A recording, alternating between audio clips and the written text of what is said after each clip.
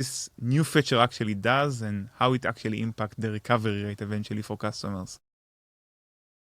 Yeah, I mean, it's amazing how many cards you can have for a customer with one single merchant. I mean, I know a lot of uh, like accounts that I buy from. If I do add a new one, maybe it's for like points or something like that. I see that I had like 4 others that were there, some still active, some not. And so we started to kind of tap into that and understand how many cards do customers actually have with one specific merchant. And what we found was, if you look at, B2C, direct to consumer, it's a huge number. I mean, the percentage that have it is extremely high.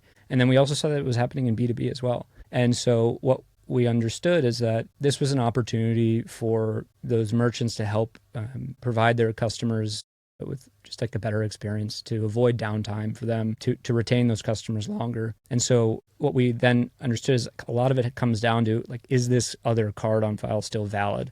Have they used it recently? Was this maybe added by accident in the beginning and they've never even done this with the merchant? And so what we built is, very kind of complex logic to go in and automatically validate that these alternative or backup payment methods are still valid. And with the help of the merchant to determine when do you want us to actually go about trying them. So in some where they're very, very proactive about presenting the option to add a backup, they may want to do it immediately. Like they don't want to risk any downtime for that customer. Like I think about before we switched to Framer, nobody wants their website to go down, right? And there are a lot of core services that you just don't want to lose access to. And so there's a very clear incentive to, the consumer or the business to add it if this is like one of the core products that they want to use. And so when they add it, we can then kind of determine at what time should we actually try to leverage it? Is it at the beginning of the recovery? Is it at the end? Is the reason the initial one failed something that we expect to recover anyway, so it's not even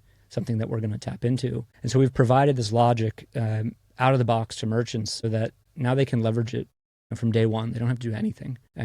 And obviously they have to kind of communicate to their customers and be transparent, which is the right practice to do. But now what we're seeing is some are using it really as like a marketing technique and creating more customer value by saying, like, we know you care about this. We're going to give you a way to maintain this without any disruption. And it's really impressive. When we did first launch this, I think we talked about, what about like the risk of refunds or chargebacks or anything? And, what we found that was amazing was the cases of chargebacks or refunds, like requests to switch back to the original card, was actually significantly lower than just across all of their payments. And in that isolated case, I think we thought it'd be a win if it was like even, just like level performance, but it was way lower. And I think it just, again, points to the fact that this is a real customer value add on top of obviously all the benefits to the merchant.